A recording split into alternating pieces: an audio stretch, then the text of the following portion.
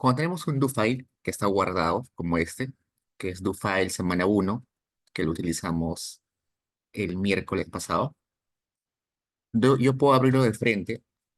Acá, por ejemplo, lo pongo abrir con y pongo stata y va a abrir de frente. Acá, acá está. Mauro, dime.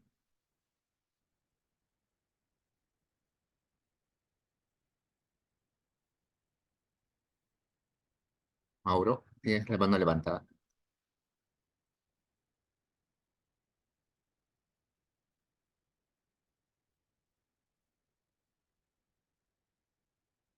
Sí, las pruebas empiezan la semana siguiente. Hoy lunes no hay control. Recién la siguiente. Ya. Entonces, seguimos. Ya. La otra forma de abrir el do file es primero abrir stata, acá abro stata, acá abro el do file en blanco y después acá pongo abrir y busco ahí el do file que quiero utilizar, ¿no? De cualquiera de las dos formas puedo acceder al do file anterior. Y este es el que estábamos utilizando la semana pasada. En este do file me olvido un par de cosas. Vamos a correr todo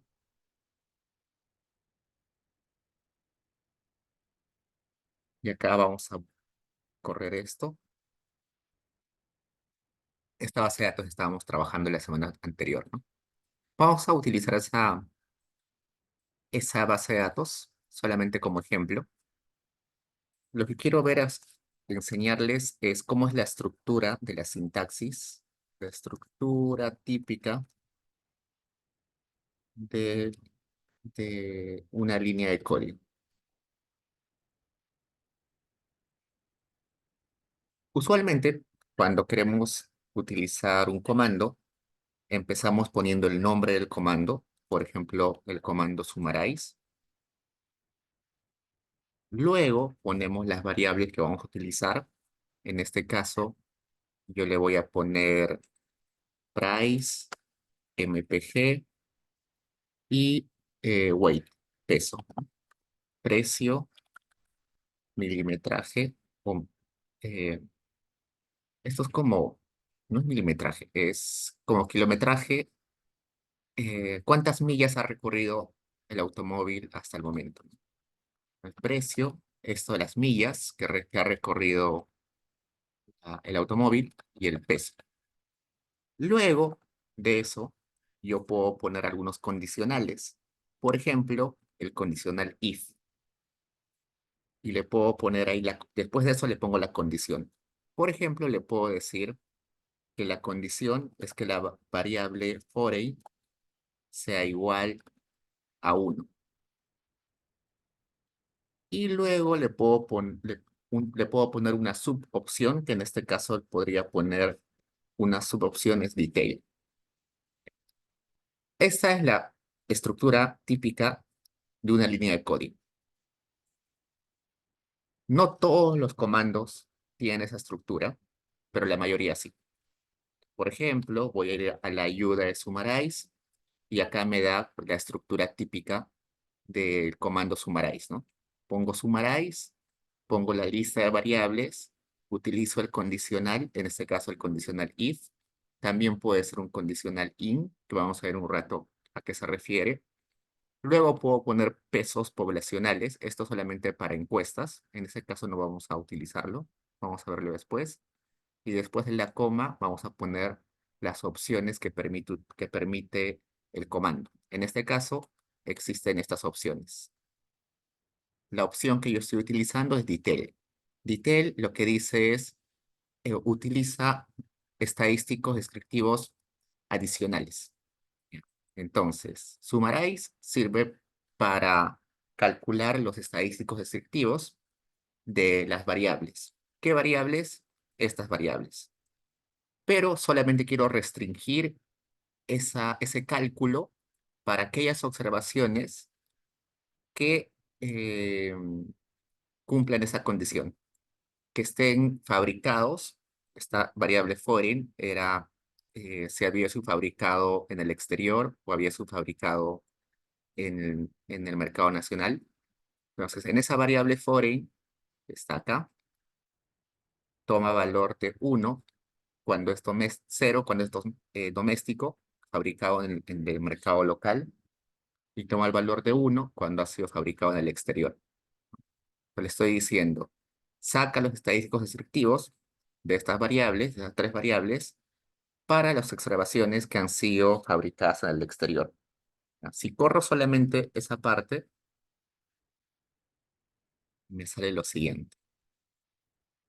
Me sale una tablita donde está cada variable, el promedio de la variable, min, la cantidad de observaciones que existen para cada variable, la desviación estándar, el valor mínimo y el valor máximo de esas variables. Si yo le pongo la opción detail, la subopción detail al final, y corro, me va a salir una tabla más grande que está partida en tres partes. La primera es solamente para la variable price, la segunda para las millas y la tercera para el peso. ¿En qué se diferencia del anterior que no tenía detail? Que ahora no solamente me da la media, la desviación estándar, el mínimo y el máximo, también me da la varianza, me da la simetría, me da la kurtosis, me da la mediana, me da algunos percentiles. Entonces, está dándome más detalles sobre esa variable, más estadísticos descriptivos sobre esa variable. Entonces, esta es una estructura típica. También les mostré que había el condicional in, ¿no? Pues podría escribir todo esto igualito y en lugar de if le voy a poner in. En lugar de todo ese condicional le voy a poner in. ¿Para qué sirve el in? El in me dice que puedo restringirle el análisis eh, mencionando qué filas quiero utilizar.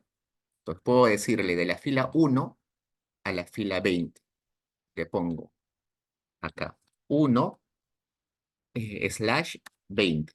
Eso lo que le está diciendo es, aplica toda esa línea de código, pero solamente restringido a las observaciones de la 1 a la 20. Y acá me sale la tabla, pero solamente para las 20 observaciones, de la 1 a la 20. Le puedo decir desde la 10 hasta la 15. Y me saca solamente toda esa información, pero solo para 6 observaciones, que son desde la línea 10 hasta la línea 15. Para eso sirve el in. El, el in sirve para indicarle qué filas y el if es un condicional para ponerle acá la expresión que debe cumplirse. Algo que salta a la vista es que cuando utilizo condicionales, cuando utilizo el condicional if, utilizo doble igual. Acá hay un igual, ¿no? Un doble igual. Entonces, cuando tengo el condicional if, la expresión que va después del if debe ponerse doble igual. También podría poner otros tipos de condicionales. En lugar del igual igual, uy, perdón, podría poner el mayor igual, ¿no? O el menor igual, o simplemente el menor, solamente el mayor. Esos símbolos. En el if puedo utilizar igual, igual, menor, mayor, todos ellos. Que vamos a poner al costado, ¿no? Esto es para decir igual. Esto es mayor, igual. Esto es menor, igual. Esto simplemente es menor a. y esto es mayor a.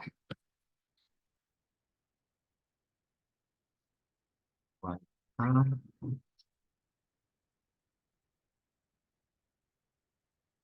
¿qué más? Otras expresiones.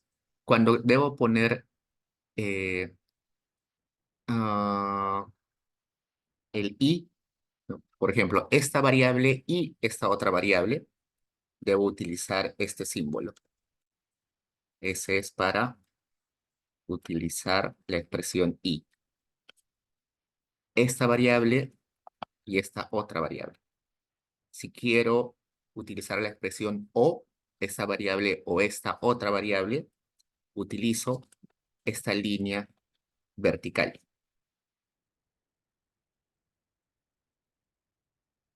Este simbolito que es para el i, en mi teclado se coloca poniendo Shift 6. Depende de cada teclado, pero creo que la mayoría es con Shift 6.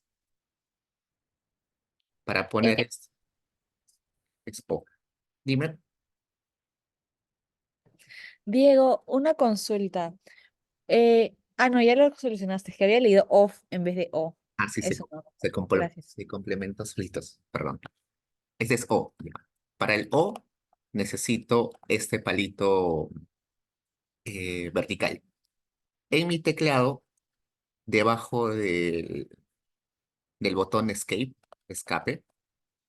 debajo del botón de escape, hay una tecla donde hay ese palito y hay un circulito y hay una viñeta. Dependiendo de qué teclado tengan, van a encontrar eso. Vayan probando.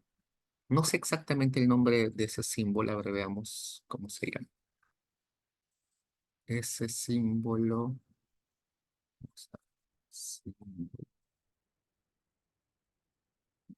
no aparece cómo se llama. Bien. Pero ese palito significa O.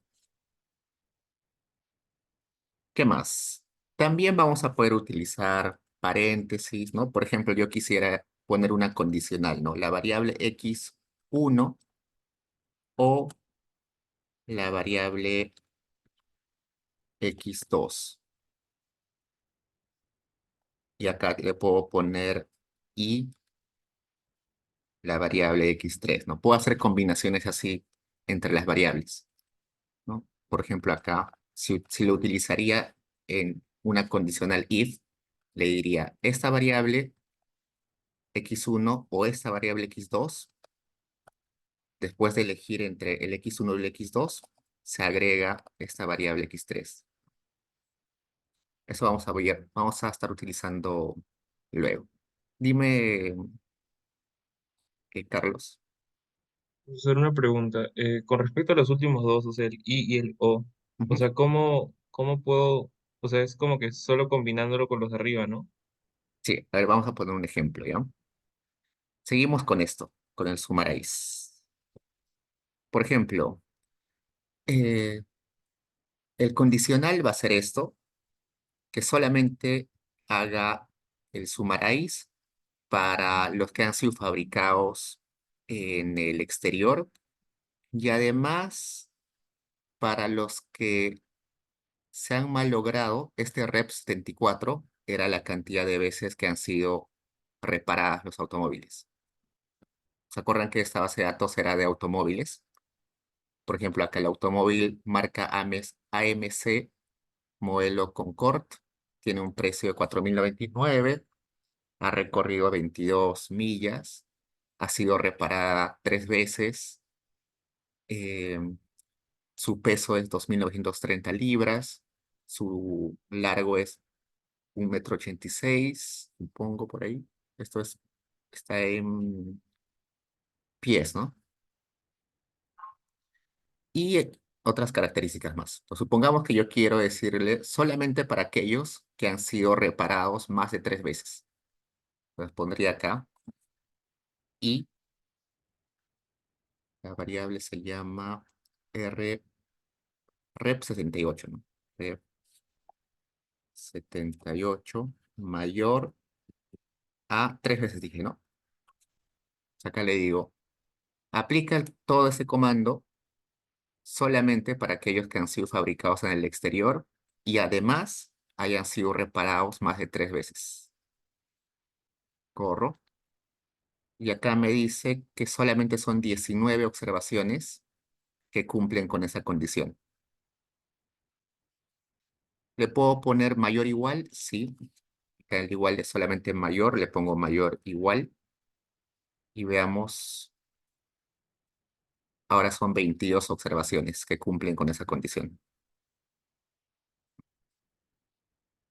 ¿Qué más? A ver, le puedo aumentar también condicionales acá. Le puedo, no sé, ponerle acá un paréntesis y decirle acá O. Ponerle O. Han sido reparadas igual a missing. Rep 78, buscamos acá. Rep 78 tiene valores positivos, enteros, pero hay algunos que tienen valores perdidos, ¿no? Estos son los que no tienen información sobre esa variable. Hay algunos.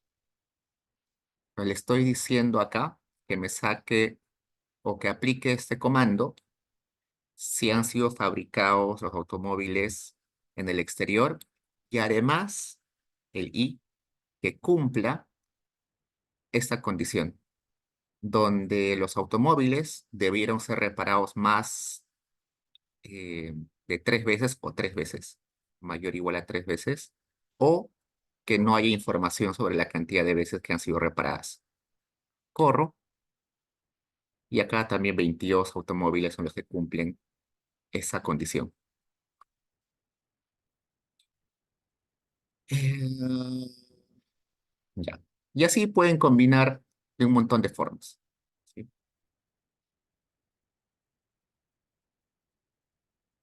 ¿Qué más podemos aplicar acá? Acá está el I, acá está el O, acá está igual, igual, mayor, igual. Creo que con eso es suficiente. ¿Alguna pregunta hasta ahí? El detail es importante, ¿verdad? Dependiendo. El detail, si le quito el detail, me va a dar solamente estos estadísticos. La cantidad de observaciones, el promedio, la desviación, el mínimo y el máximo. Con el detail me permite saber más cosas. Me permite saber, además de lo que ya dije, me permite saber la varianza, la simetría, la kurtosis, la mediana, los percentiles. Pero usualmente la gente no utiliza el detail. Ya es mucha información. Yo nunca utilizo el detail, solamente eso es un ejemplo para decirles que después de la coma se ponen las opciones. Detail es una opción eh, y esas opciones se ponen después de la coma. La coma separa eso, ¿no? Separa el comando principal, la línea principal de las opciones. A ver, acá Leonardo me dice, ¿qué teclas usaba para correr? Ok, para correr, si estás en Windows, era seleccionar todo o parte con control D. O simplemente seleccionas y acá arriba tenemos esta flechita que dice ejecutar selección, ¿no?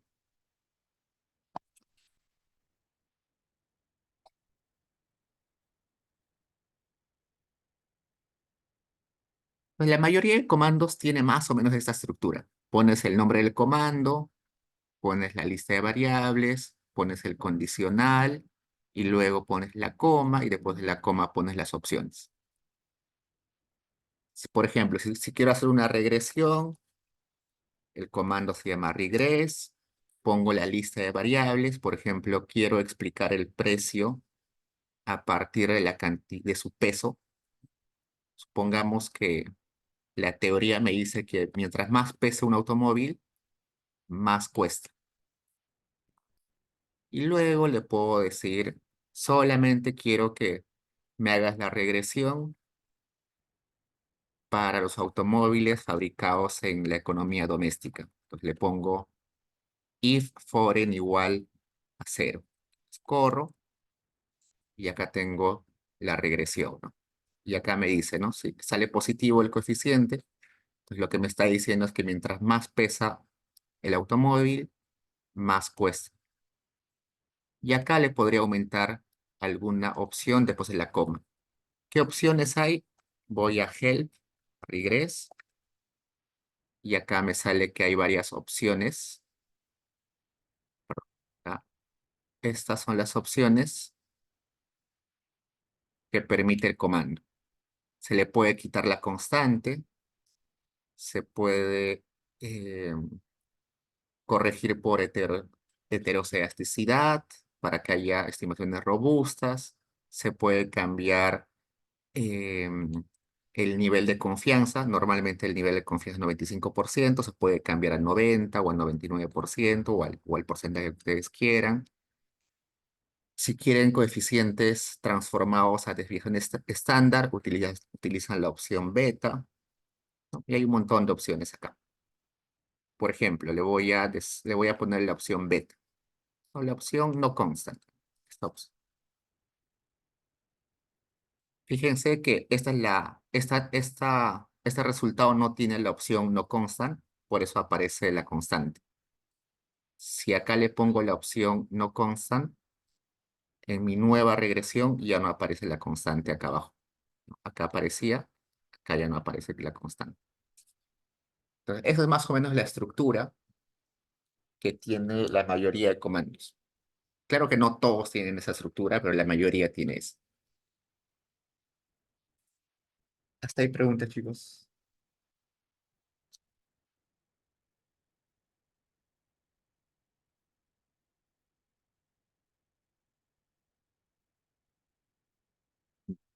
Eso era una cosa que les quería comentar en la semana anterior, más o menos la estructura que tienen las líneas de código. Y la segunda cosa que me olvidé decirles es lo siguiente. En la primera sesión yo les comenté que no era necesario leer libros, descargar libros, ver videos, leerse los manuales para aprender Stata. Les dije, ¿no? ¿Por qué?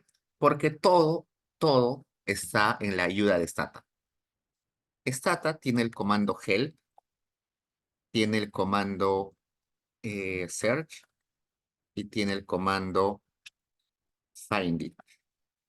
Son tres comandos que les va a servir un montón para aprender Stata y para absolver sus dudas de cómo utilizar los comandos.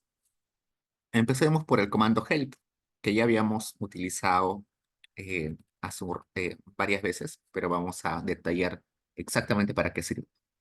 El comando help sirve para buscar cómo funciona un comando que yo conozco que existe. Entonces, debo saber exactamente el nombre del comando para aplicar el comando help. Por ejemplo, ¿cómo funciona el comando regress? Entonces, yo sé que el comando regress se escribe así, y sé que existe, sé que se escribe así, y quiero saber más detalles, más información sobre ese comando. Entonces, aplico help regress y acá me sale toda la información de ese comando, ¿no? El comando se llama regress, sirve para hacer regresiones lineales. Si quiero ver el PDF donde está el manual de ese comando, puedo hacer clic acá y me sale un PDF con mucha información. Acá está la estructura típica que tiene este comando, las opciones que me permite aplicar ese comando. Acá me da algunos ejemplos en internet. Y acá abajo me da ejemplos de cómo aplicarlo, ¿no? Me da más información, inclusive me dice algunos papers en los cuales se basa, eh, este comando, ¿no? Por ejemplo, me dice que en el libro, uy, perdón, este comando se basa en los libros de Angris y Piske del 2009, que seguro han utilizado en econometría, Edel Davidson y McKinnon, que no utilizamos mucho en nuestra facultad, pero en otras universidades sí la utilizan. ¿ya? Esos. Sí, el help solamente permite un comando. No permite varios. Ah, no, opciones. No, puedes poner varias opciones, eso sí. Acá Joel me está preguntando, ¿se puede agregar varias opciones? Sí, se puede agregar varias opciones. En ocasiones, hay algunas opciones que no se pueden utilizar juntas porque se contradicen entre ellas. Pero si no se contradicen, sí se pueden utilizar varias. Vamos a ver eso en el desarrollo del curso. Por ejemplo, cuando hagamos mapas, la mayoría de opciones cuando haces mapas son contradictorias. O sea, no pueden aplicarse juntas. Hay que aplicarlas solamente solas. Entonces, puedo aplicar así help con cualquier comando, ¿no? Entonces, yo sé que existe un comando que se llama cd. Entonces, quiero saber más sobre ese comando cd, pongo help cd. Abro y acá me aparece cd es el comando para cambiar directorio. Y acá me dice cómo debo aplicar ese comando, me da la descripción del comando y algunos ejemplos. Gerson, Sí, Diego, una consulta. Ese tu file y esa información que estás poniendo, ¿dónde lo ubico? no, es lo que hicimos la semana anterior. Lo voy a subir acabando esto, no te preocupes. Ah, ya, ok. Ya está bien, gracias. Entonces, el comando help, que sirve para buscar ayuda, debo conocer el nombre del comando eh, y esa ayuda que me da está guardada acá. ¿Se acuerdan que nosotros abrimos Stata y acá teníamos esta carpeta ADO y acá teníamos a todos los comandos separados en letras? Entonces, por ejemplo, cuando yo busco el comando regress, que está acá, este que dice STHLP, HLP se refiere a help. Entonces, es este archivo el que estoy abriendo cuando estoy poniendo help regress. Cuando pongo help regress, lo que estoy haciendo es abrir ese archivo correspondiente a la regress STHLP. Por tanto, yo no puedo buscar ayuda con este comando en Internet. Para buscar ayuda en Internet utilizo el comando search. Eh, no, esta base de datos, como les expliqué en la clase anterior, se llama auto. Esa base de auto ya está, cuando tú descargas Stata, se descarga solito. Por eso es que se abre con site use. Site use es para abrir bases de datos que ya están precargadas en Stata porque son bases de datos de ejemplo. Entonces no necesitas descargarla de nuevo. Solamente corres esto y ya está.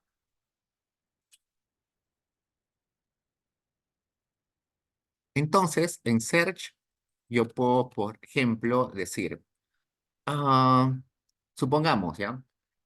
Yo sé, he escuchado en algún curso de econometría aplicada a la macroeconomía que varios autores utilizan un filtro para, eh, para eh, sacar la tendencia o se le llama desestacionarizar, ¿no? Una serie. Y más o menos me suena que eso es un filtro Holdridge-Prescott, algo así, ¿no? No me acuerdo bien cómo se llama ese filtro. Entonces, no sé exactamente el nombre del filtro, no sé el nombre exacto del comando, pero más o menos sé que es Prescott. Algo así debe ser. Entonces pongo search Prescott y acá me va a decir no encontramos nada en internet sobre eso. Entonces, quizás me equivoqué. Debe ser algo así. Y ahora sí, Prescott está buscando esta palabra Prescott en todo el internet. Acá me dice, Esta búsqueda se ha realizado en los archivos de ayuda de Stata, en las preguntas frecuentes que están en Internet, en los ejemplos que están en Internet y en la revista de Stata. En todos esos lugares se ha hecho una búsqueda y esta palabra Prescott se ha encontrado en 6 paquetes estadísticos. En el paquete STS5, que acá me dice que es para sacarle la tendencia con un filtro Hodgkin-Prescott suavizado. Y esto ha sido realizado por Timothy Smith, que trabaja en la reserva, en el banco de reserva, en el Banco Central de la ciudad de Kansas. También ha encontrado esta palabrita en un paquete estadístico que se llama Bekind, que es un módulo para implementar filtros Baxter King que están en base, que es un filtro de Baxter King que fue publicado en una revista Econostat en 1999. Esa palabra es Prescott, también aparece en Butterworth, que es un paquete estadístico, también aparece en Hamilton Filter, en HP Filter y en H Prescott. Entonces aparece en 6 paquetes estadísticos. Entonces acá yo ya puedo elegir cuál de estos me servirá.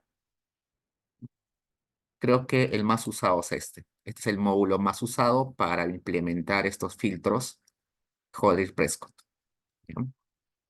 Además de esos paquetes donde aparece la palabra Prescott, encuentra que en la revista Stata, en Stata, encuentra 2 papers donde puedes leer sobre esos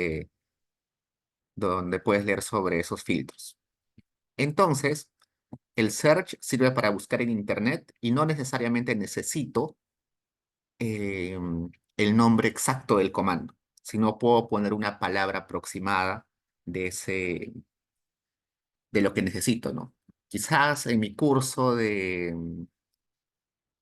no sé, de economía laboral, por ahí la profesora Garavito, eh, que siempre dictaba economía laboral, dijo por ahí que para calcular la brecha salarial de género se utiliza el comando Oaxaca algo por ahí, Oaxaca no me acuerdo qué.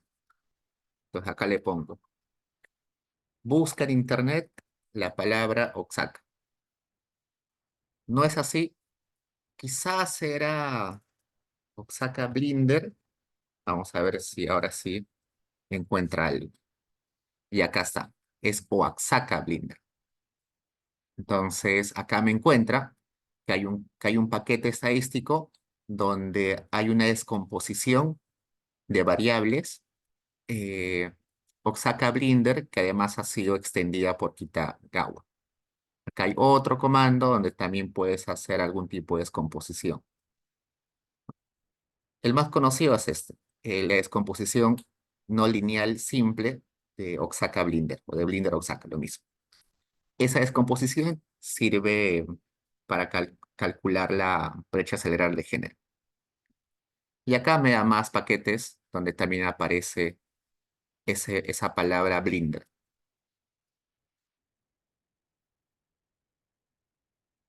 Entonces acá con search no necesitan exactamente el nombre.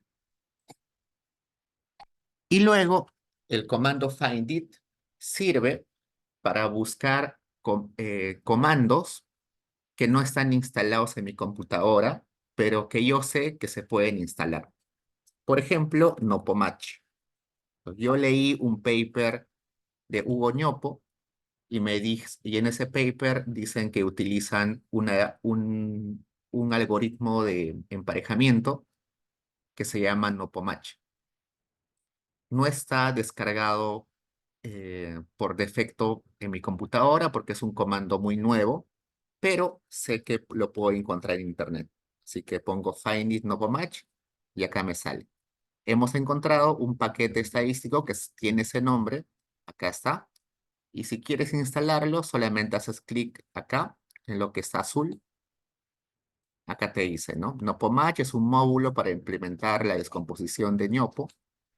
Es un módulo que ha sido desarrollado en el 2008 y que ha sido publicado en una revista indexada. Y ha sido elaborado por estas tres personas, Hugo Ñopo, Alejandro Hoyos y Juan Pablo Atal. Si alguien encuentra algún error en ese código, puede escribir acá, en este correo. Y acá me dice que para instalar ese comando, necesitas descargar el ADO, que era la sintaxis, la función entera del comando, y también el archivo de ayuda, ¿no? Este es el archivo de ayuda STHLB. Y para descargar esos dos, hago clic acá y ya está. Me dice, ya se instaló. Entonces, ya está. Esos tres, suficiente. Con esos tres puedo encontrar ayuda de lo que quieran. No sé, quieren hacer un SBAR, pero no saben qué comandos existe.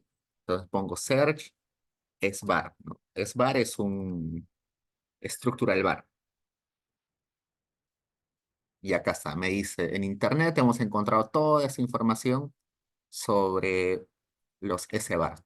Acá me dice, FCAS Compute es un módulo para realizar predicciones después de aplicar bares estructurales o, esto no sé a qué se refiere, vectores. Y acá hay un montón de comandos, ¿no? Que pueden aplicar. Y ustedes eligen cuál es el que van a necesitar para su investigación, ¿no? Una vez que instalan, al momento de instalar, también se descarga su ayuda y también se descarga el PDF donde les explican cómo se utiliza el comando. No tengan mucho problema con eso. ¿Qué más? Stata tiene su revista que se llama Stata Journal. Stata Journal es una revista muy prestigiosa internacionalmente y a lo que se dedica esta revista, que es una revista indexada, es, eh, es la publicación de métodos econométricos recientes, métodos de frontera, ¿no? Por ejemplo, acá me dice, eh, acá métodos bayesianos para la, des- para eh, misclassification es para separar la composición de, de variables multinomiales aplicado a modelos de alcohol epidemiológicos. Esto es más aplicado a salud, creo. Veamos otro acá. Acá es para corregir sesgos con Machine Learning, ¿no? Ahora que Machine Learning está de moda. Acá en Sender Mails es una forma automática de mandar correos electrónicos desde Stata, ¿no?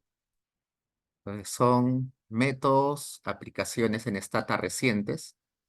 Entras y acá te explica, bueno, en este caso está todavía, no tenemos acceso, pero en esos papers usualmente lo que te explica es la derivación matemática de la aplicación econométrica y al final te explica cómo ha creado el código para ese comando y finalmente te pone un ejemplo de cómo utilizar ese comando, ¿no? Y acá les explican también las actualizaciones de comandos. Los comandos, usualmente los que no son desarrollados por Stata Corp, sino que son desarrollados por investigadores o académicos, se van actualizando frecuentemente, ¿no? Por ejemplo, el Nopomach, que ha sido eh, publicado en el 2008, hasta hoy en día ha sufrido un montón de modificaciones.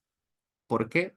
Porque se han descubierto nuevas formas, nuevos algoritmos, nuevas formas de hacer más rápido el código, se ha podido simplificar los pasos del código, así que se va actualizando. Otro ejemplo, hay un comando que se llama put Excel, que es para exportar tablitas a Excel. Ese comando put Excel era muy utilizado, pero era muy tedioso porque necesitabas hacer muchas líneas para exportar tu tabla. Tenías que escribir muchas líneas de código para hacer una tablita. Y con el tiempo se dieron cuenta de que no tenía mucho sentido, así que simplificaron la sintaxis, simplificaron la forma de usar el comando put Excel y ahora es mucho más sencillo y ha ido variando. Y todas esas actualizaciones se publican acá en StatAllure. Así que acá también tienen un montón de información de cómo usar. Otra forma de aprender Stata, sobre todo para aquellos que sí se van a dedicar a la investigación en la academia, es el siguiente. La mayoría de revistas eh, top de economía, por ejemplo, la American Economic Review, eh, por ejemplo, Econométrica, por ejemplo, Political Economy Journal, esas top, desde hace algunos años, están exigiendo que los que publican en esas revistas cuelguen sus códigos en sus páginas. ¿Ya? Por ejemplo, yo entro a American Economic Review, veo uno de los últimos eh, papers, por ejemplo, un paper que hace poco me llamó la atención, es este, a ver, de eh, White.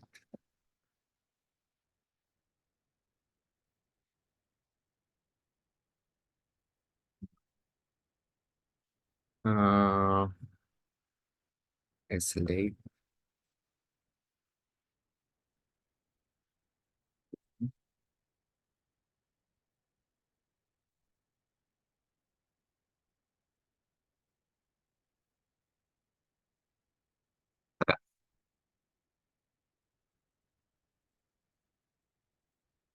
Este es un paper que se llama The Slate Trap for the Audience.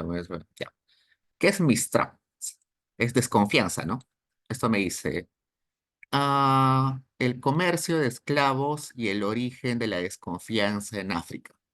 Según estos autores, Nathan Numm y Leonard Wancheko, no sé cómo se pronuncia, lo que dicen ellos es que en algunas partes de África, hoy en día la población es muy desconfiada con los extranjeros, muy desconfiada con sus autoridades, muy desconfiada con sus vecinos, muy desconfianza con el gobierno, en general muy desconfiada.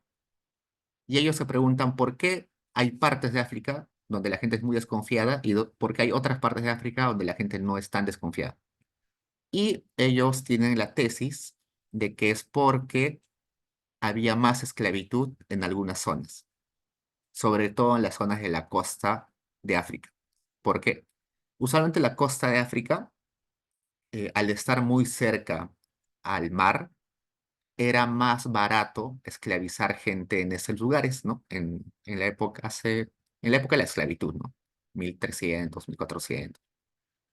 Eh, entonces, la costa, al estar cerca al mar, era más barato embarcar a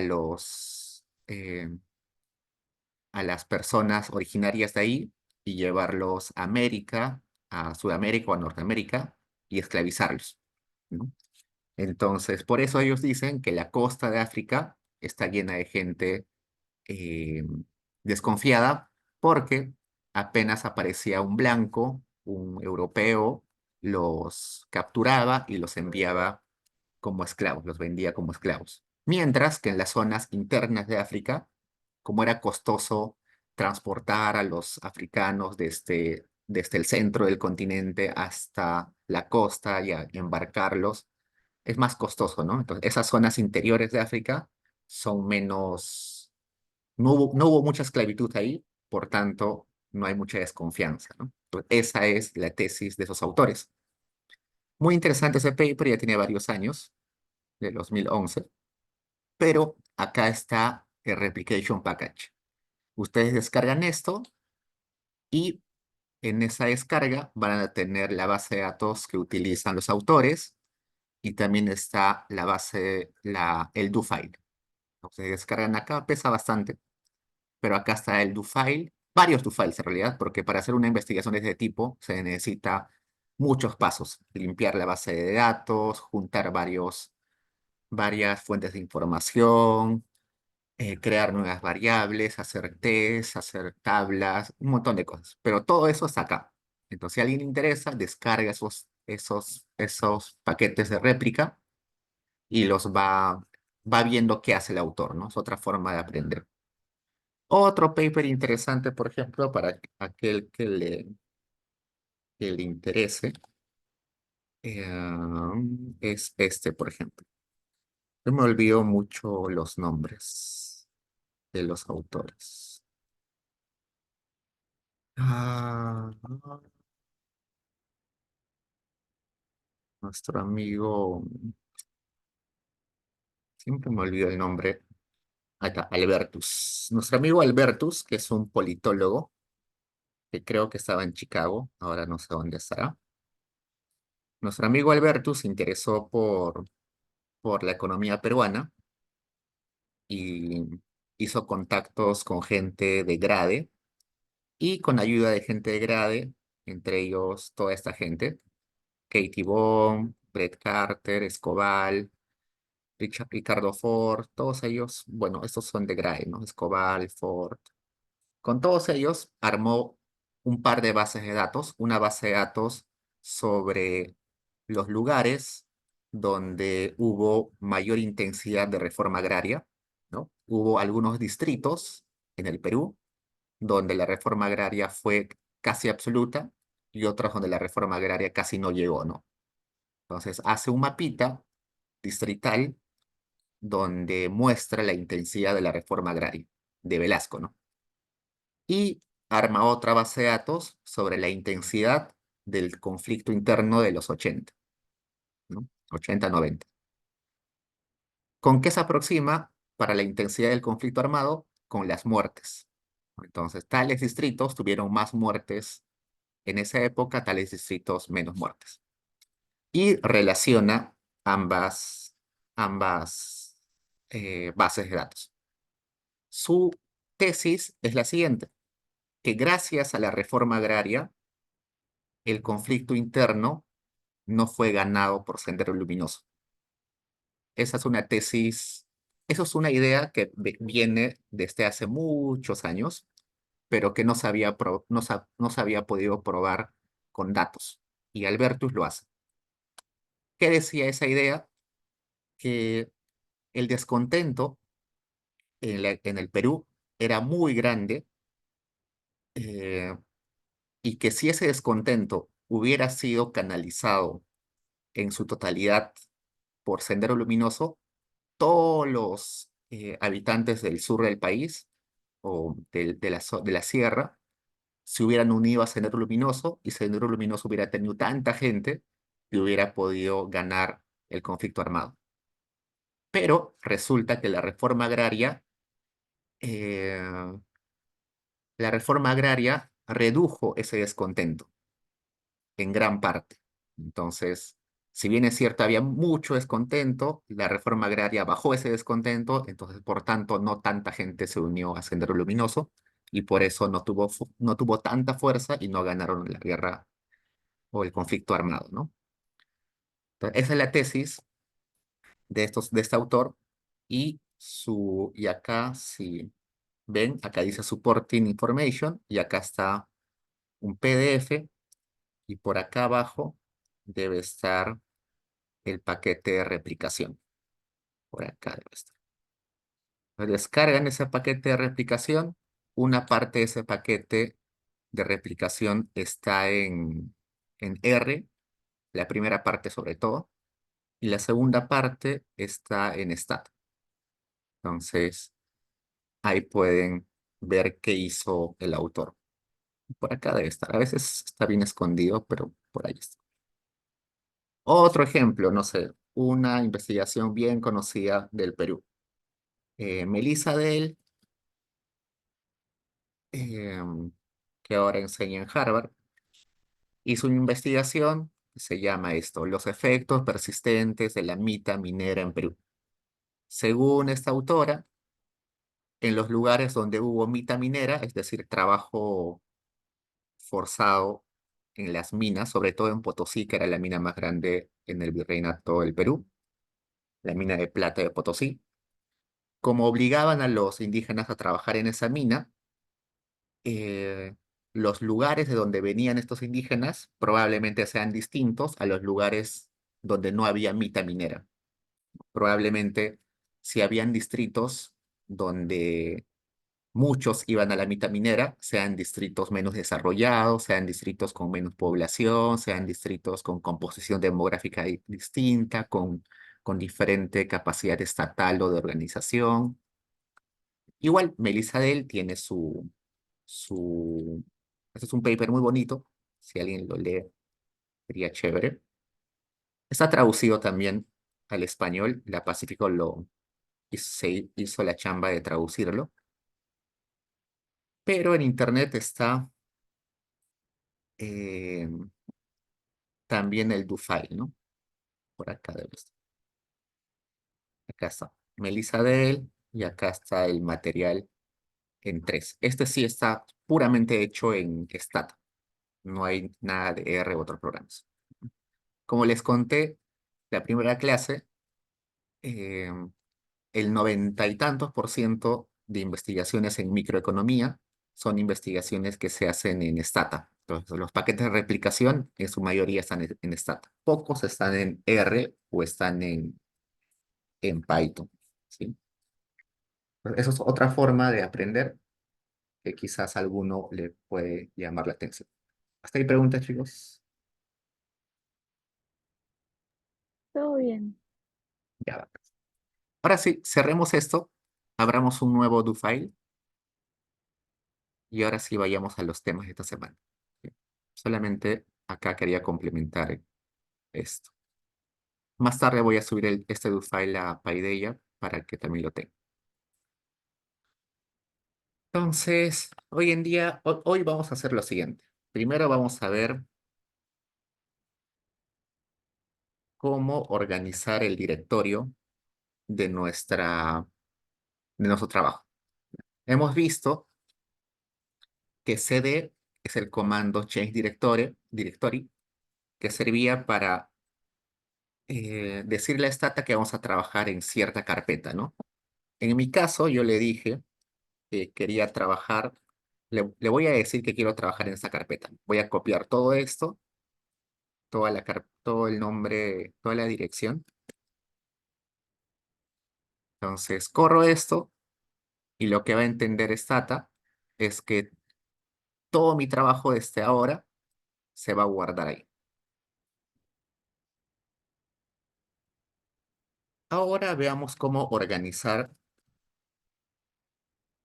nuestra investigación.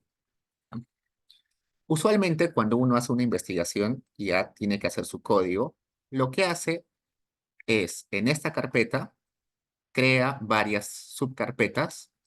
Por ejemplo, hago una carpeta que se llame bases originales. Hago otra carpeta que se llame bases modificadas, para no mezclarlas, ¿no? Hago otra carpeta que se llame do files. Usualmente no se utiliza solo un do file, se utilizan varios do files. Quizás un do file para limpieza de base de datos, otro do file para hacer tablitas, otro do file para hacer regresiones, otro do file para hacer mapas. Entonces voy a hacer una carpeta do files. Otra carpeta donde voy a guardar los mapas. Otro do file donde voy a guardar los resultados como tablas, no sé, resultados de mis test estadísticos. Usualmente se trabaja así. Dentro de resultados, creo que escribí más resultados.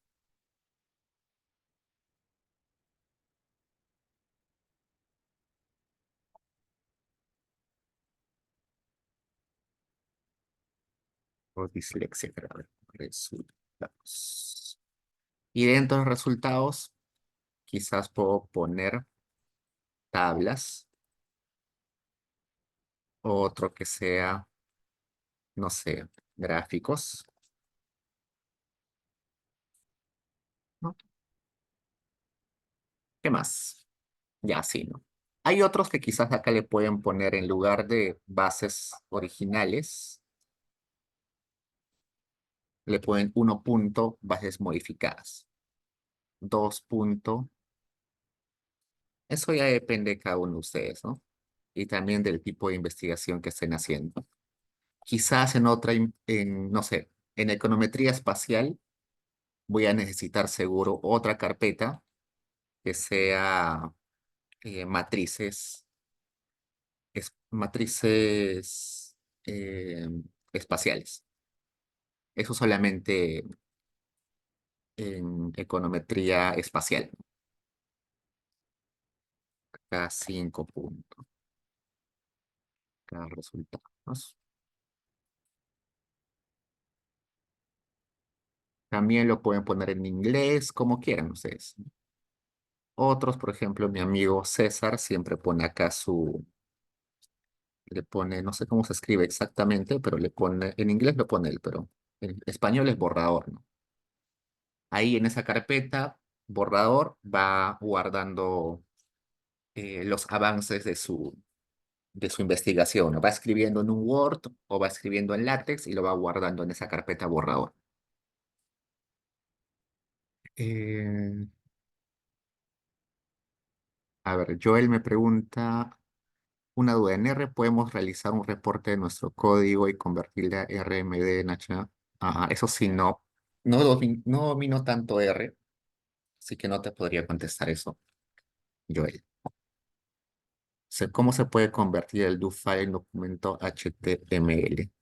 Buena pregunta, eso sí. Esa última parte sí, déjame averiguar, porque sí, eso puede ser interesante para nosotros. En la siguiente te contesto. Entonces, así, ¿no? Otros lo hacen de otra forma, otros lo hacen desordenado. Yo personalmente lo hago súper desordenado, eh, pero mis amigos, que también son asistentes de investigación o son investigadores, lo hacen así bien ordenadito. Entonces, supongamos que ya ordené así bien bonito mi carpeta, ¿no? Supongamos que esto es para mi tesis, ¿no? Para mi tesis.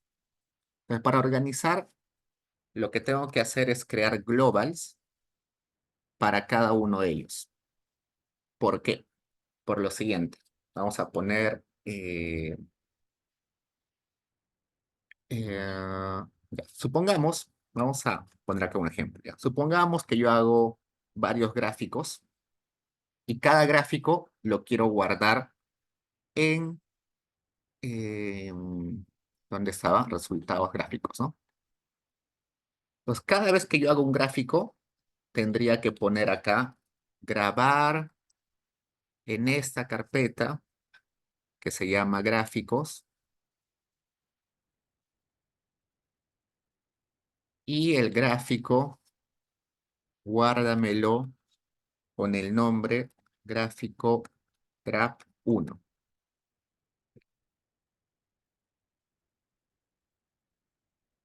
La sintaxis es incompleta, digamos. Algo así va a ser. Supongamos que hago un gráfico y lo guardo con nombre graph 1. Luego tengo otro gráfico y lo voy a grabar con nombre graph 2.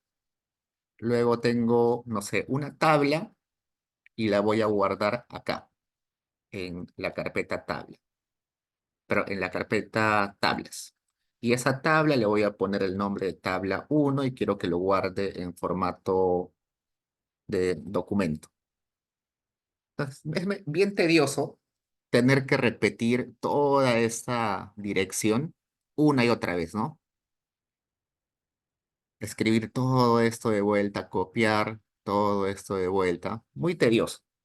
Entonces, para no tener que escribir tantas veces, toda esa dirección, lo que puedo hacer es crear globals. Los globals son simplemente simplificaciones de números, palabras, textos, cadena de textos o lo que ustedes quieran. Lista de lo que sea. Por ejemplo, acá le voy a decir, quiero un global que se llame tablas. Y esta palabra tablas va a simplificar todo esto.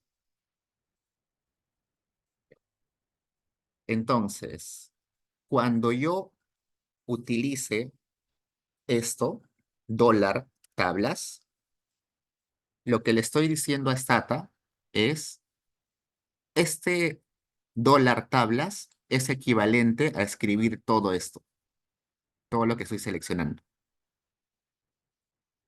Para eso sirven los globals, para simplificar alguna cadena de texto, alguna lista de variables, alguna lista de números, cualquier cosa, y no tener que escribirla muchas veces. En este caso, para no tener que escribir todo esto una y otra vez, simplemente se simplifica con esto, con el símbolo de dólar seguido del nombre que le he puesto al global. Igualito, si yo quiero guardar un global con el nombre, por ejemplo, vamos a ponerle acá, eh, originales, voy a poner originales. Y acá voy a ponerle esto, todo esto. Entonces, ahora, desde ahora, cada vez que utilice el global originales, lo que en realidad te estoy poniendo es todo esto. Todo esto está simplificado en esta palabra, originales. Y para usarlo, tengo que escribir el símbolo de dólar y la palabra originales. Si se dan cuenta, cuando pongo dólar originales, se pone en celeste, ¿no? Cuando está en celeste es porque es un global. Y así puedo estar grabando esa cadena, ¿no? Exacto. Sirve para simplificar. Vamos a ahorita hacer un ejercicio adicional para que se den cuenta. A ver, acá voy a crear otro global, ¿ya? Otro global que se llame resultados. Para que sea toda esta expresión larga.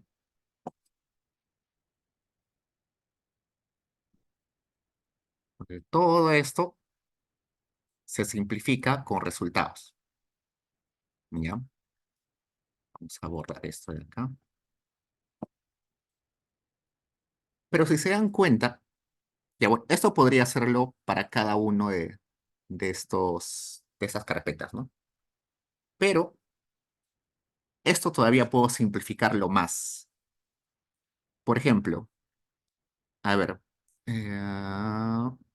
supongamos, no supongamos, observemos esto. Todo esto, desde D dos puntos, bla, bla, bla, bla, bla, hasta resultados, también aparece acá. D punto, bla, bla, bla, bla, bla, hasta resultados. ¿No? Es lo mismo. Esto es lo mismo que esto. Y todo lo que he seleccionado se podría resumir como el global resultados, ¿no? Entonces podría borrar todo eso y simplemente escribir el global resultados, ¿no? ¿Se dan cuenta? Regresemos. El global resultados es todo esto, ¿no? Desde la letra D, todo lo que viene hasta 6 puntos resultados. Y todo esto también aparece acá abajo en tablas, ¿no? De todo lo que sigue hasta 6 puntos resultados. Entonces, todo esto seleccionado se podría resumir por el global que está arriba, que se llama resultados, ¿no?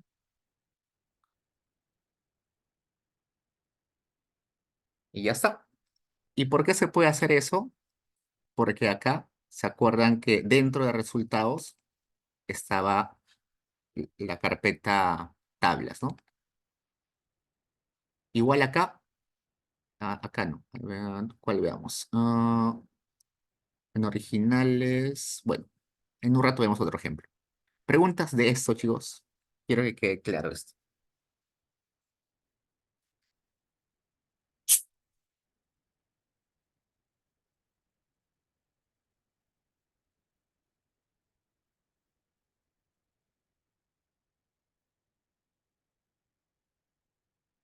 Ya, ya. Entonces, yo podría, desde un inicio, vayamos acá arriba, crear un global. Acá arriba voy a crear un global. Ese global que se llame directorio. Directorio. Ese global va a ser toda esa carpeta que se llama semana 2.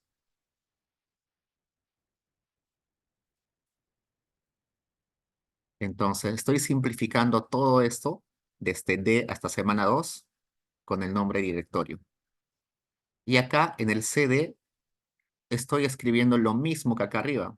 Entonces, en lugar de escribir todo esto, simplemente podría CD que sea el global directorio.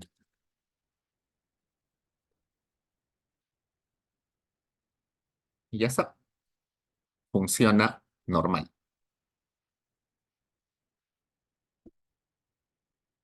Todo esto hasta semana 2, ¿qué es? Es lo mismo que está acá arriba, con nombre y directorio. Entonces, todo esto también podría simplificarlo como directorio.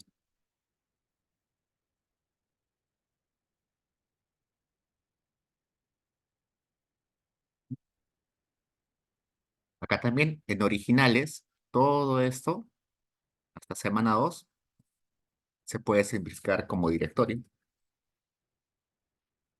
¿no? Se dan cuenta que hace un rato todo estaba recontra feo porque había un montón de texto, ¿no? Ahora, gracias a los globals, se puede simplificar todo a expresiones mucho más cortas, ¿no? Esa es la idea, de que podamos tener un código más reducido. Y así pueden estar utilizando los globals para, para no tener que repetir, ¿no? En este ejemplo que les he puesto, el global sirve para simplificar un texto, una cadena de texto. Claro, es para ahorrar código. Muy bien. Pero también los globals pueden servir para guardar una lista de números. Por ejemplo, yo puedo grabar el global que sea, no sé, con el nombre lista. Y voy a guardar una lista de números, ¿ya? Por ejemplo, 2020, 2030, 2050. También puede servir para guardar una lista de números.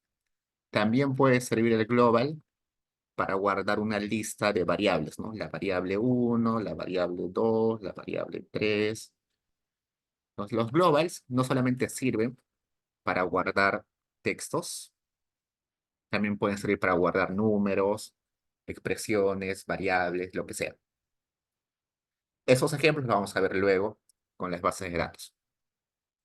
¿Qué más? Me voy a adelantar un poquito. Los globals, una vez que tú lo actives, una vez que tú lo corras al global, ese global va a estar activo hasta que cierres Stata. Entonces, una vez que ya corrí esto, abajo en mi código puedo utilizar cualquier global que esté arriba, ¿no? Por ejemplo, utilizo el global tablas, el global eh, resultados, ¿no? Para utilizarlo, solamente tengo que poner el símbolo de dólar adelante. Hay algo parecido a los globals que se llaman los locals. Locals. Que hacen lo mismo, que guardan, eh, que guardan cadena de texto guardan oraciones, guardan lista de números, guardan lista de variables, de palabras, lo que sea. Sirven para lo mismo.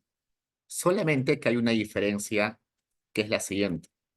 Los locals solamente funcionan mientras tú lo selecciones. Una vez que lo corras, el local desaparece. Supongamos, vamos a hacer esto, ¿ya? Vamos a hacer esto. Voy a poner un ejemplo acá. Voy a poner global, eh, global ejemplo. El global se llama ejemplo y voy a decirle que ejemplo guarda la lista de los nombres de varias personas. Diego, Luis, Juan, Pedro. Entonces yo corro el global, ya está guardada la memoria de Stata. Y luego para utilizarlo pongo el, el numeral, perdón, el dólar y luego pongo ejemplo. Y le voy a decir a Stata que imprima en la pantalla el global ejemplo, ¿no? Display es mostrar o imprimir el global ejemplo. Corro, uy, ejemplo.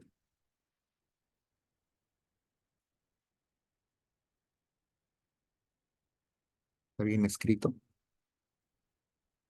Ah, sí.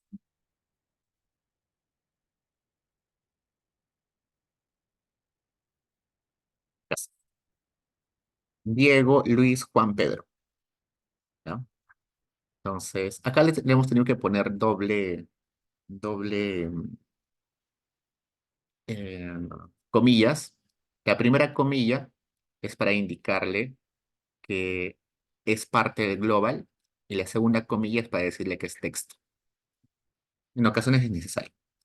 O sea, acá lo que le he puesto es graba el global ejemplo, que es esa lista de nombres. Y luego le digo escribe o imprime el global ejemplo. Y me sale acá Diego, Luis, Juan, Pedro. Luego corro de vuelta esto y me sigue saliendo normal. No hay problema. No tengo que volver a correr global porque ya está guardado en la memoria. Lo cual es distinto con el local. Vamos a guardar el global ejemplo 2. Que vamos a poner ahora nombres femeninos, ¿ya? Por ejemplo, María, Luisa, Juan, eh, Perle. Igual, corro el local, se ha guardado. Y ahora le voy a decir, imprime,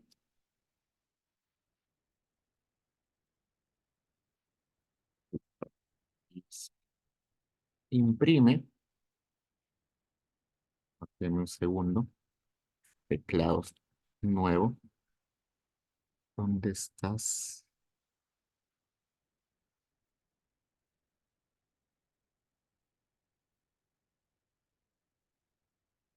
Ya.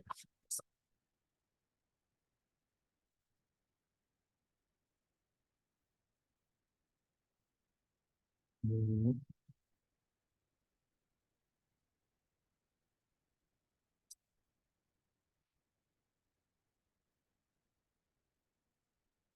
Para Una llamar, pregunta, dime. ¿por qué ahí no ponemos el signo de dólar? Ajá, buena pregunta.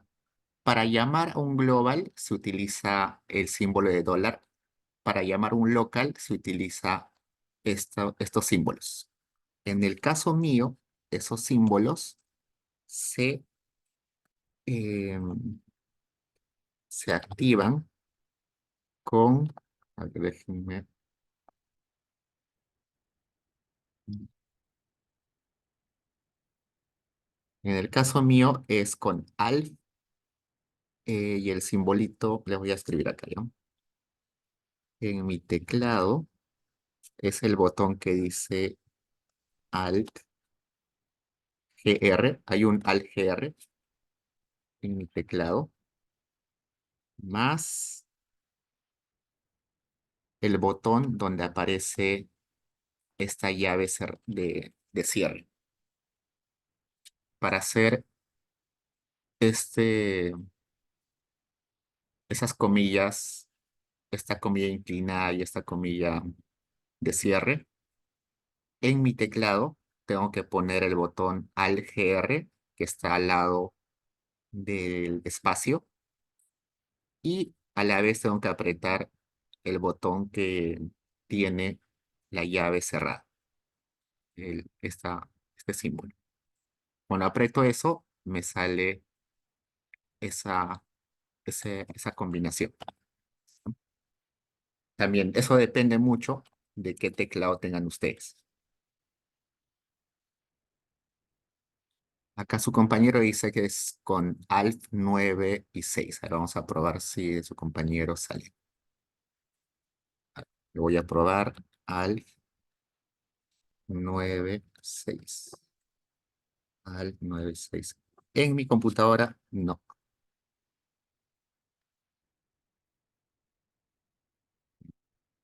Pero sí, prueben. En algunas computadoras seguro sí funciona Alt 9, 6. Sí, eso depende mucho de las computadoras, ¿no?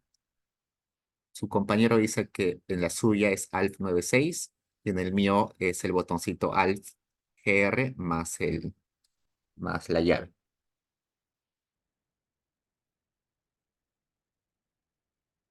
Gracias, Bel.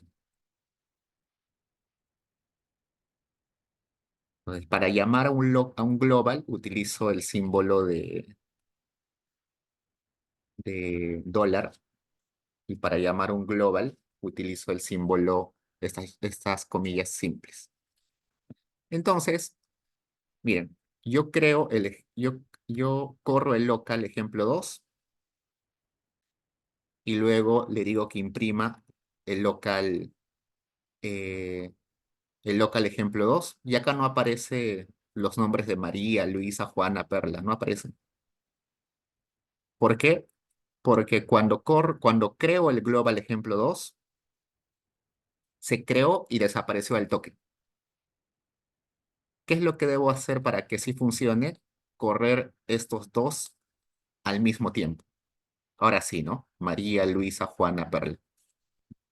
Entonces, en los locals, yo tengo que correr la creación del local, que es esto, con el comando que utiliza el local para que funcione. Si los corro por separado, primero la creación del local y luego la orden con el local, no funciona. El global, normal, ¿no? El global puedo correr esta creación del global por separado y luego la orden siguiente y funciona normal. Bien. A ver, de vuelta. Leonardo nos pregunta. Ok. Entonces, esta línea 19, lo que está haciendo es crear un global llamado ejemplo, donde hay la lista de 4 nombres. Entonces, creo el global llamado ejemplo y luego utilizo ese global para imprimirlo en la pantalla, ¿no? Eso es imprimir el global ejemplo. Y acá está, Diego, Luis, Juan, Pedro. ¿Puedo tratar de hacer lo mismo con un local? Sí, probemos. Creo un local llamado ejemplo 2, donde tengo el nombre de 4 personas, de 4 nombres femeninos. Ya se creó el local. Y luego, cuando trato de utilizar el local ejemplo 2, ¿no? Acá imprime lo que hay en el global, en el local ejemplo 2. Y acá no aparece. Acá no aparece María, Luisa, Juana, Perla. No aparece. No ha funcionado. ¿Por qué? Porque el local, una vez que lo corres, se crea y se desaparece al toque. Es efímero. Lo que debo hacer es correr la creación del local junto con el uso la creación del local junto con el uso del local. Cuando corro estos dos juntos, recién acá funciona que aparecen los nombres María, Luisa, Juan y Pablo. Y ustedes dirán, qué tonto, ¿por qué utilizaría un local si sé que es tan efímero? Mejor siempre utilizo un global, ¿no? Yo también pensaba lo mismo. Y hasta ahora más o menos pienso igual. Pero los locals van a servir luego para hacer loops. ¿Qué son loops? Loops son tareas repetitivas, ¿no? Cuando tengo una acción que se va a repetir muchas veces, se van a utilizar locals. Eso lo vamos a ver recién en 2 o 3 semanas. Creo que eh, el único uso justificable de un local es para hacer loops. Para todo lo demás, utilicen globals. ¿Sí?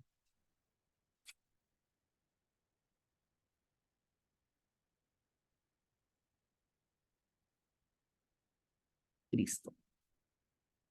¿Tienen preguntas, chicos?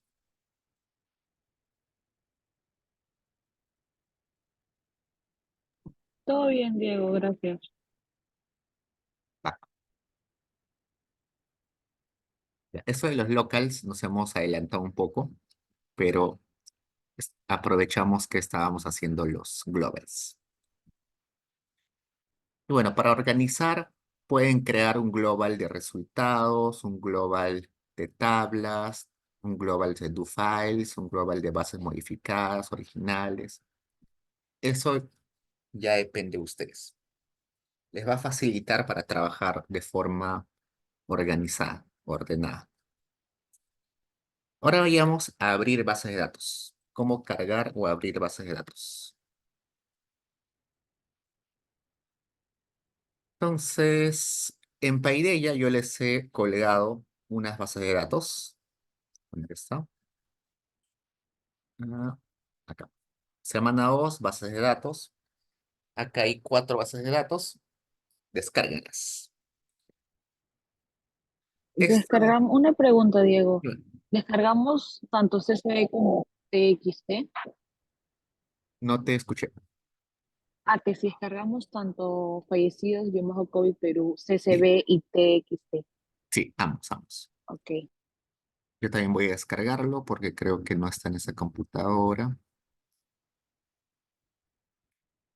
Ahí ustedes tienen, mientras va descargando, 4 bases de datos y cada una de esas bases de datos está en diferente formato.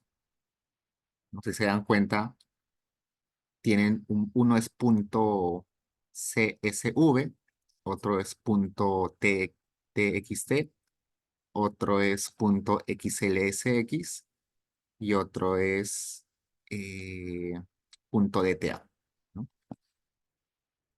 Vamos a ver por qué les he puesto tantas. Vamos a borrar todo. Es la base de datos acá ya, en bases originales. Lo estoy descargando acá, bases originales.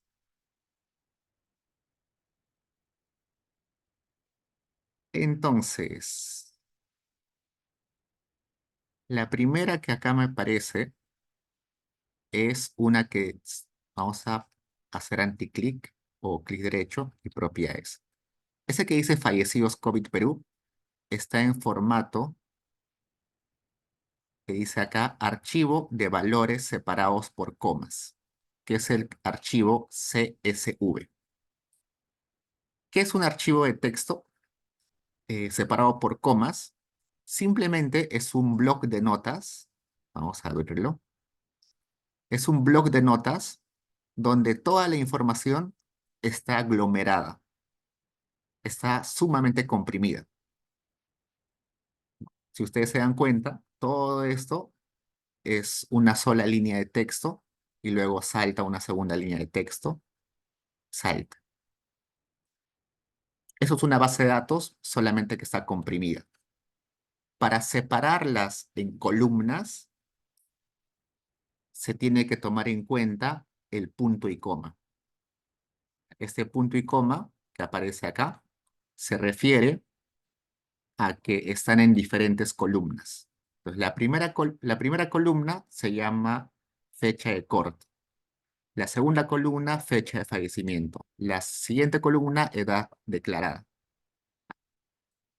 Luego, en la siguiente fila, los datos son estos, donde el dato de la primera columna es este. Este punto y coma separa el dato de la siguiente columna, que en este caso sería todo este número, todo esto. El dato de la siguiente columna es 63, y así. Entonces, es simplemente información que está guardada como texto, de forma aglomerada. No está ordenadito en columnas. ¿Y por qué está así? Porque eso ayuda a guardar, a ahorrar memoria, guardar eh, espacio en sus computadoras o facilita que se cargue a internet. ¿Ya? ¿Por qué? Porque como todo está como texto, eh, va a pesar mucho menos el archivo, la base de datos. Sobre todo cuando tienen bases de datos enormes. Esta base de datos es enorme. Vamos a ver en un rato que tiene un montón de filas. Entonces, como es tan grande, guardarla en formato Excel o guardarla en formato DTA sería demasiado pesado. Mejor se guarda de esta forma de texto que está aglomerado. Ese es el formato CSV. Acá tenemos el mismo archivo, pero en formato texto. Este está en formato TXT. También lo abro en bloc de notas. Y acá, si se dan cuenta, es simplemente la misma información, pero en lugar de punto y coma para separar columnas, las columnas se separan por espacios. Este espacio se refiere a que corresponde a que es la separación entre columnas. La primera columna es fecha de corte, la segunda columna fecha de fallecimiento, luego hay un espacio que me dice que edad declarada es el siguiente, y así sucesivamente. Y tiene la misma lógica. Como es una base de datos grande, prefiero guardarla como texto y no como Excel y no como DTA u otros formatos. Entonces, vamos a abrirlo. Si primero lo abrimos en Excel. Vamos a abrir, vamos a poner acá clic derecho y abrir en Excel. Vamos a abrir esto en Excel. Uy, no, mejor así. Abro Excel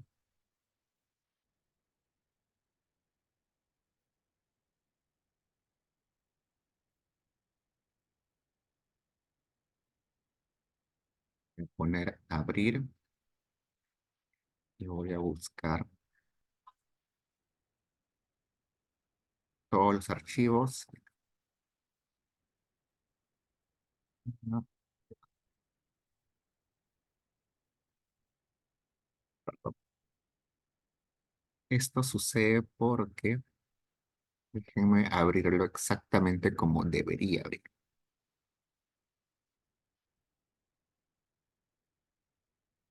Ah,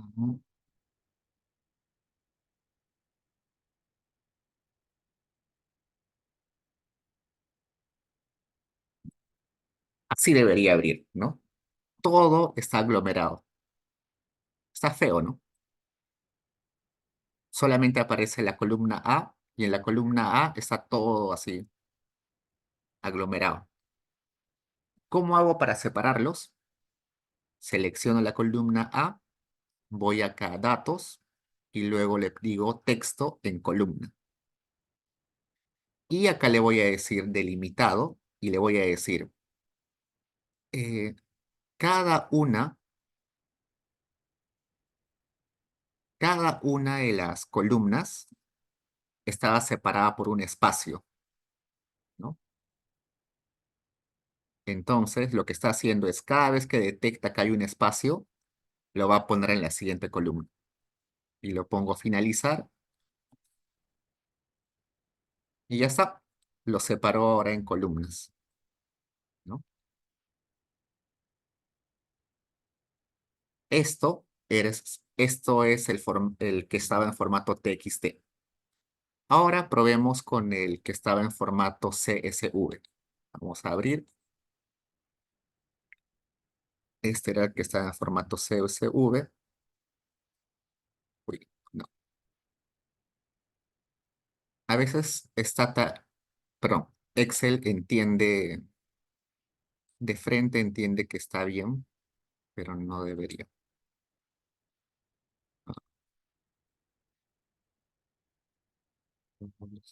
Los-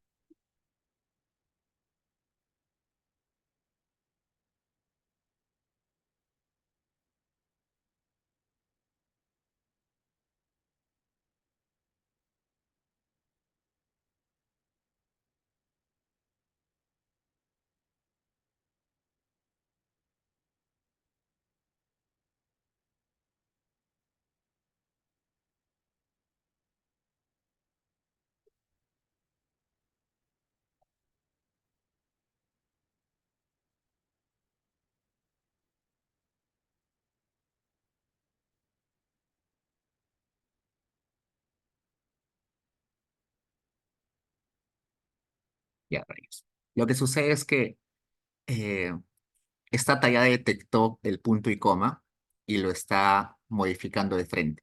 ¿Ya? Como ya detectó el punto y coma, por defecto lo está separando en columnas. Pero en realidad ese archivo en su formato, en su formato típico es así. Punto y coma, separado punto y coma, separado punto y coma. Acá de frente Excel ya lo ha detectado, eh, y lo ha separado, ¿no? Pero está guardado así. Es- Excel ya vio que hay puntos y comas y lo separó. Entonces, eso es un tipo de formato. ¿Por qué les enseño ese formato o esos formatos que son CSV y el TXT? Porque de esos hay un montón, sobre todo en Internet.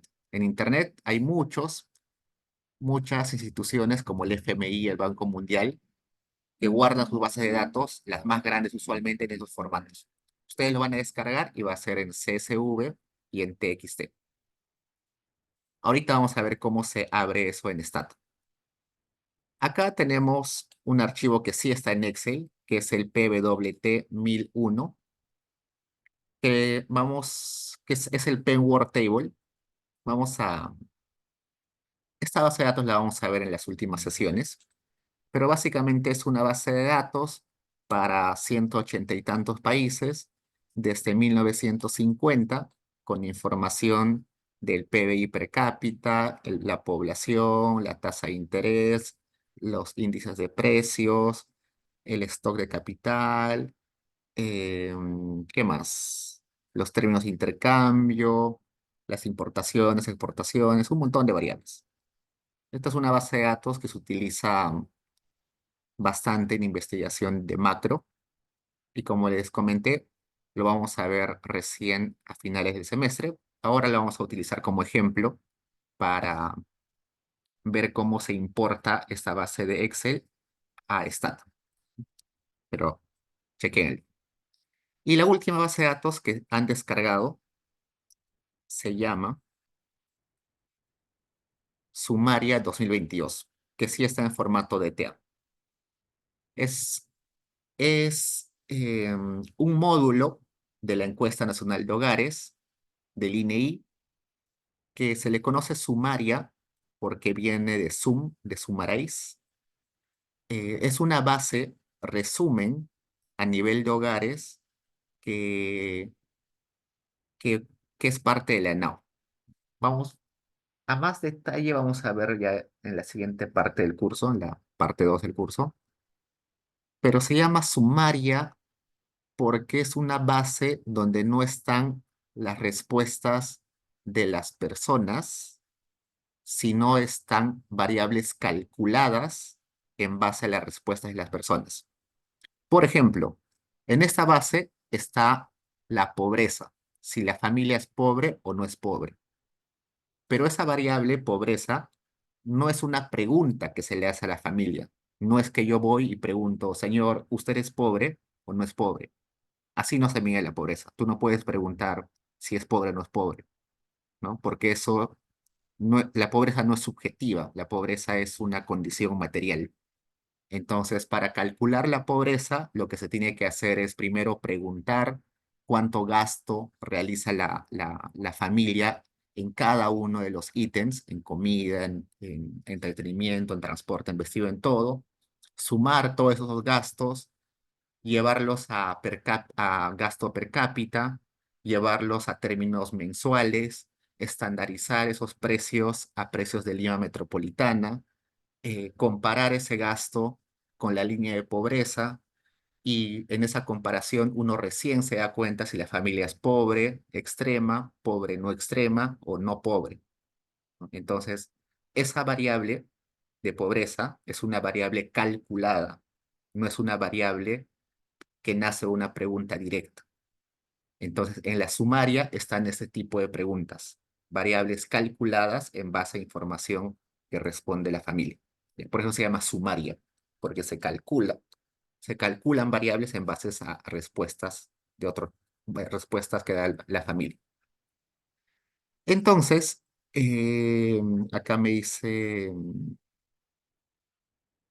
gracias Almendra, me dice Almendra, en caso tengo una base de datos en otro formato como ¿sería necesaria alguna extensión como en Python? Buena pregunta. Va a depender, ¿ya? Les voy a comentar un ratito de qué depende. Bueno, de una vez, ¿ya? De una vez. Depende mucho de qué programa, de qué formato esté. Por ejemplo, si yo tengo una base de datos de SPSS, que utilizan bastante los politólogos, antropólogos, sociólogos. Si yo tengo una base de datos en SPSS, yo no recomiendo importarlo a Stata con estos botones de importar acá, ¿no? Por ejemplo, para importar una base de datos de SPSS, podría poner acá importar datos de SPSS. También podría importarlo con el comando import SAP y poniendo el nombre de, de la, de la base de datos. También podría utilizar el comando SAP import, ¿ya? Pero ninguna de esas yo la recomiendo. ¿Por qué? Porque SPSS tiene una característica. SPSS separa la base de datos en dos partes. Una parte con características de las variables y otra parte con los datos en sí. Los que han utilizado SPSS alguna vez se van a dar cuenta que hay dos pestañas. Una donde están las características de la variable y otra donde ya están los datos de la base de datos. Y eso hace que cuando uno importe una base de datos de SPSS, eh, lo que sucede es que solamente importa los datos brutos y no importa las características de las variables. Entonces, ¿qué hago en ese caso? Lo que hago es mejor en SPSS, en el mismo SPSS, en el mismo programa SPSS, lo transformo a Stata y en Stata ya, no ya lo abro simplemente, ¿no? Pero utilizar import SAP, importar una base de datos de SPSS a Stata de frente no es recomendable porque se pierde esa información de las características de las variables. ¿Qué son características de las variables? Es la cantidad de comas que tiene las variables, si las variables son categóricas o no son categóricas, eh, si las variables pueden ser redondeadas o no pueden ser redondeadas, la descripción de las variables, ¿no? Todo eso se pierde cuando uno importa de frente una base de datos SPSS. Por eso, eh, eso es un ejemplo. Otro ejemplo, si yo tengo una base de datos de R y quiero meterlo a Stata, lo que yo recomiendo es guardarlo en Excel y recién luego importarlo a Stata, el Excel.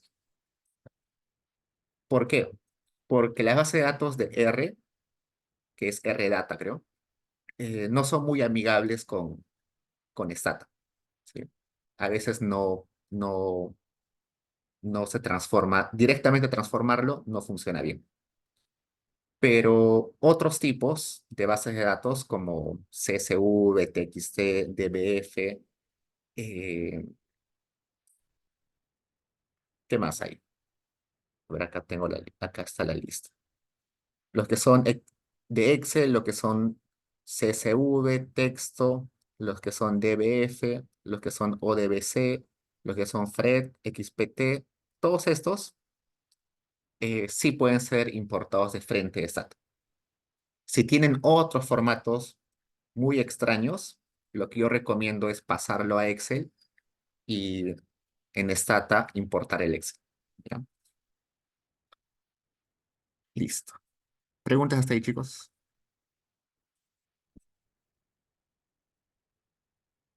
Ese ejemplito de que les di de SPSS, de que importarlo de frente no es bueno, vamos a ver el ejemplo clarísimo cuando veamos ENDES. Lo que sucede con la ENDES, la encuesta demográfica y salud familiar, es que la ENDES no está en Stata. Lamentablemente, la ENDES no está en Stata. La ENDES está solamente en SPSS. Entonces, cuando tratemos de importar, vamos a probar importarlo de frente y se van a dar cuenta de que sale medio extraño. Ok. Lo más fácil para importar base de datos es con esto, ¿no? Archivo, importar. Supongamos que quiero abrir el que está en formato CSV. Me sale toda esta tablita, pongo acá, abrir, busco semana 2, bases eh, originales, y acá están, ¿no? Fallecidos COVID en formato CSV. Y acá me da el ejemplo de la vista previa. Pongo simplemente enviar y ya está. Acá me dice que son 10 variables, o sea, 10 columnas y 217.566 observaciones o filas, ¿no? Como yo les comenté hace un rato que era enorme, ¿no? Es prácticamente casi cuarto de millón de observaciones. Es un montón. ¿Qué es esa base de datos? Es una lista de fallecidos por COVID. Esta es la fecha en la cual yo descargué la base de datos del CINADEF. Esta es la fecha que falleció. Este es el 3 de marzo de 2020 falleció esa persona. Tenía 63 años cuando falleció. Era de sexo masculino. Vivía en el departamento de San Martín. Vivía en la provincia de Huallaga, en el distrito de Zaposa. El ubigeo, que es el código de distrito, es este. Y hay esta variable que es clasificación def. ¿Qué es esto? Solamente por algo de cultura general. Esta clasificación tiene que ver con lo siguiente. Cuando estuvimos en plena pandemia, lo que sucedió fue que había mucha gente que fallecía, pero sin haber sido diagnosticada con COVID, ¿no? Simplemente estaba en su casa, no se daba cuenta que tenía COVID, nunca se hizo el test de COVID, así que de un momento a otro llega al hospital, fallece, nadie sabía que tenía COVID, ¿no? Y eso hacía que el conteo de muertes por COVID no sea exacto, ¿no? Solamente se contaban a los que habían muerto diagnosticados con COVID. Y era medio raro, ¿no? Teníamos pocos muertos por COVID, pero en realidad eran pocos registrados. Había muchos muertos, pero pocos registrados. ¿Qué hizo el gobierno? Llamó a un grupo de investigadores, entre médicos, epidemiólogos, eh, algunos de ciencias de datos y todos ellos, y crearon este criterio. Este criterio tiene diferentes clasificaciones. Por ejemplo, está este criterio de investigación epidemiológica. ¿Qué quiere decir eso? Que era una persona que no murió, que no le diagnosticaron COVID, pero que luego, investigando en su casa, en su entorno, se descubrió de que sí tenía síntomas de COVID. Entonces, que suponieron o imputaron que sí había muerto por COVID, a pesar que no lo diagnosticaron por COVID. Otro criterio nexo epidemiológico. Quiere decir que esta persona no fue diagnosticada con COVID, murió, y luego se dieron cuenta que su esposa, su hijo, que viven en la misma casa, estaban también contagiados de COVID. Entonces, si su entorno tenía COVID, entonces lo más probable es que esta persona también tenía COVID y murió por COVID. Pues a eso se refiere. Ese es el criterio de función. Solamente era un comentario para un poquito de cultura. Entonces, de esa forma hemos importado. Si se dan cuenta, acá el mismo Stata me dio el código para importar ese archivo. Si yo copio esto, podría poner acá esto, ¿no? Entonces, el código para importar un archivo de tipo CSV es este. El comando se llama import. Luego de import, pongo el formato del archivo. Este archivo CSV también se le conoce como delimitado. Delimitado porque está separado por puntos y comas, ¿no? Me sale delimitado, el, la ruta y el nombre del archivo, y finalmente clear para decirle que si hay una base cargada en Stata, que la limpie y que cargue esta base de datos que le estoy indicando. Entonces, este comando import nos va a servir para importar un montón de formatos. Para el caso específico de CSV, tengo que ponerle delimito. Ok, chicos, creo que me demoré mucho hoy día. ¿Tienen preguntas hasta ahí? Voy a guardar esto como do file. Semana 2. Ya, chicos, me quedo unos 5 minutos por si alguien tiene preguntas. Y si no, ya nos vemos pasado mañana. Cuídense. Nos vemos.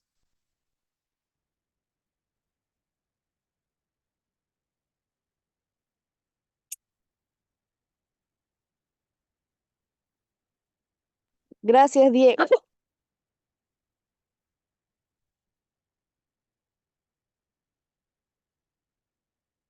Acá Joel me pregunta si se hace metaanálisis. Aunque en nuestra carrera no nos enseñan mucho eso. Pero sí, Stata tiene su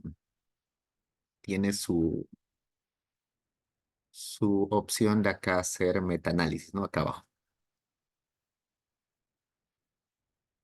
No, no solemos hacer, ¿no? No, no, nunca he hecho metaanálisis. Me gustaría aprender más sobre eso, pero no.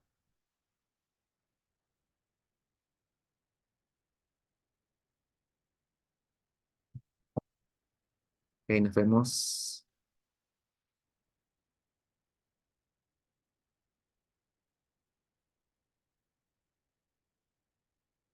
Mauro, cuéntame.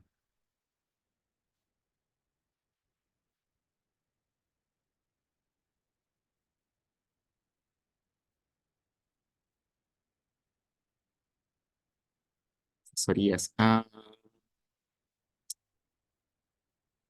O sea, estoy en la universidad con más probabilidad en estas horas. A ver.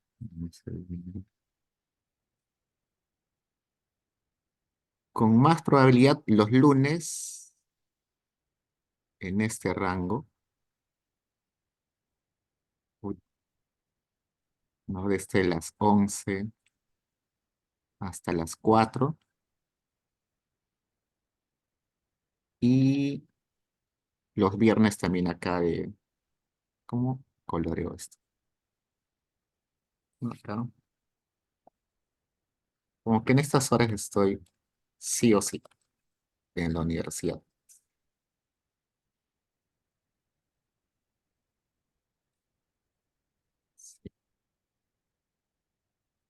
Si es en otras horas, si me avisas para estar atento. Pero en lo que he puesto A, sí estoy sí o sí en la oficina.